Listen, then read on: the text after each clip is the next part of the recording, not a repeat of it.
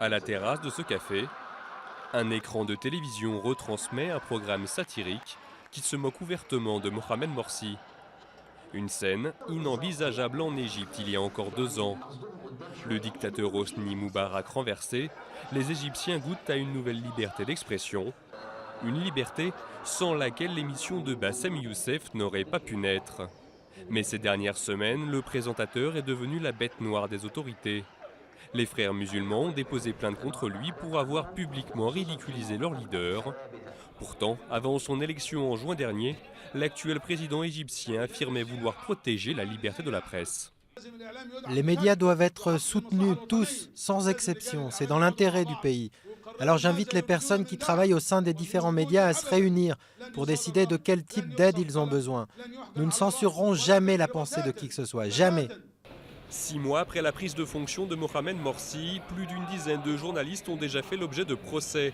4 d'entre eux faisant suite à des plaintes émanant directement du palais présidentiel. Parmi les professionnels visés, Gamal Fahim, membre du syndicat des journalistes. Depuis que les frères musulmans sont entrés au Parlement et que leur leader est devenu le président du pays, il y a une réelle volonté de leur part de limiter la liberté de la presse. Et pour cela, ils sont prêts à utiliser toutes les méthodes possibles. Pour l'avocat du parti au pouvoir, les journalistes abuseraient de leur liberté d'expression pour proférer des insultes à l'égard du président.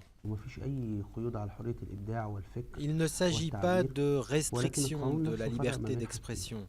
Mais dans la loi, il y a une différence entre l'expression d'une opinion et une insulte ou des propos diffamatoires. Une loi mise en place en même temps que la nouvelle constitution contre laquelle les médias se sont opposés à de nombreuses reprises. Celle-ci donne le droit aux tribunaux de fermer, voire de saisir des organes de presse.